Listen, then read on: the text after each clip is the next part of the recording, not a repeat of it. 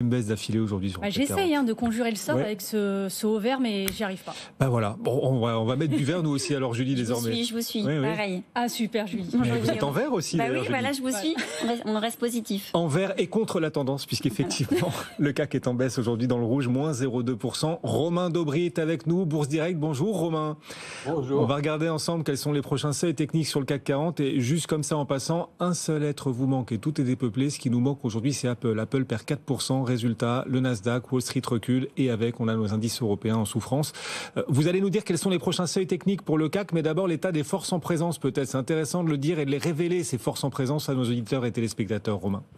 Oui, le constat global intéressant, c'est que déjà on attend, on est dans une situation d'attente avant la Banque Centrale Européenne la semaine prochaine, la Fed dans 15 jours.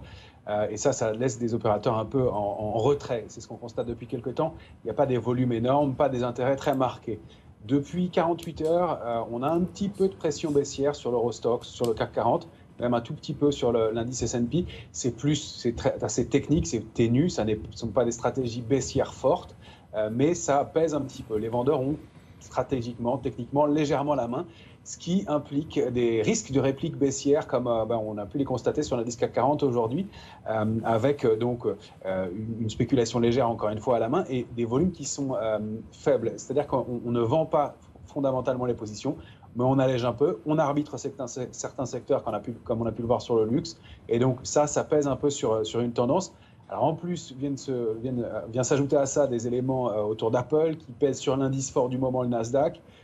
Donc cet élément complémentaire vient conforter un rebond qu'on sentait un petit peu fragile sur les indices américains avec des volumes qui étaient moins forts que ce qu'on avait pu rencontrer au moment des accélérations baissières. Souvent, les séquences de baisse se font en 3 temps. Il y a une phase de baisse puis un rebond. On y assiste et là, ça pourrait être la 3e séquence de baisse un petit peu marquée. D'autant plus que les 2 indices américains, Nasdaq et S&P, ont ouvert pour le S&P hier un gap baissier et pour le Nasdaq aujourd'hui, ce sont des gaps probablement de rupture avec la tendance et avec le rebond, donc qui montrent un petit coup d'arrêt.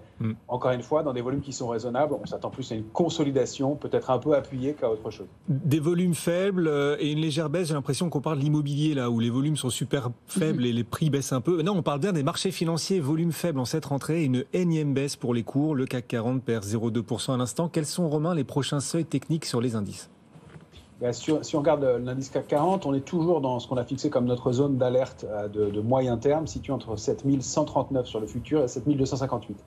On a comme repère à l'intérieur cette médiane, 7198, avec un biais un petit peu plus haussier si on passait au-dessus et baissier si on repasse en dessous. On constate que là, à l'approche à 1 heure de la clôture, on a un peu de faiblesse, on repasse légèrement en dessous. Ce qu'on peut en dire, c'est que pour pas mal de valeurs, elles n'ont peut-être pas fini, des valeurs faibles sur l'indice CAC 40, elles n'ont peut-être pas fini leur phase de consolidation, notamment les valeurs du luxe. Si on prend LVMH comme point de repère, elle avait touché un premier support majeur à 725 et la cible du mouvement idéal, c'est entre 705 et 715. Donc il y a encore peut-être un petit complément de baisse pour purger un petit peu ce marché. Si on va regarder sur le S&P, lui, il oscille autour d'un niveau clé, c'est 4443.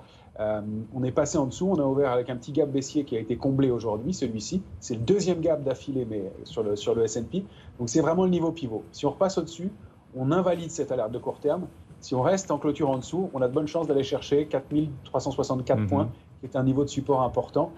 En dessous de ce niveau-là, on déclencherait une alerte plus gravissime. C'est pas ce qu'on pense, mais un petit moment de consolidation qui pourrait être appuyé un peu plus. Romain, toute la team BFM Bourse m'accompagne dans ce rendez-vous chaque jour à l'heure du goûter vers 16h30. La famille réunie qui vous écoute et qui s'interroge quand même en vous écoutant, Julie. Bah oui, parce qu'à part LVMH, il y a peut-être d'autres valeurs, Romain, qui drivent un peu les marchés. Oui, bien sûr. Alors, LVMH, c'est notre benchmark, vous l'avez compris, du moment. Si le luxe, quand le luxe peine un peu, eh bien, l'indice CAC 40 peine aussi. Et quand on a une structure de retournement qui se met en place comme ça nous sert de guide. Mais on n'a pas rien contre particulièrement LVMH et à l'approche de niveau qui pourrait être intéressant pour les investisseurs de long terme. Parmi les titres qui surperforment un peu, alors c'est moins le cas aujourd'hui, on a une valeur qui est intéressante, qui donne des signaux de reprise depuis quelques séances maintenant, c'est Téléperformance. Elle est sortie d'une structure, d'une petite figure de retournement haussière, elle a donné une petite accélération, et là, elle vient se réappuyer sur la ligne de coup, elle forme ce qu'on appelle un throwback sur la ligne de coup de cette figure de retournement haussière. Ça peut être un point d'entrée avec un ratio risque-rendement qui est intéressant. Le titre cote environ 125 à l'instant, il baisse un petit peu aujourd'hui, les volumes à la hausse étaient d'ailleurs plus intéressants, à 125,55. Donc tant qu'on est au-dessus de 121, on peut viser le rebond pour aller chercher dans un premier temps environ 140. Et pourquoi pas plus pour un titre qui pourrait être une grosse recovery si les indices vous laissent reprendre un peu.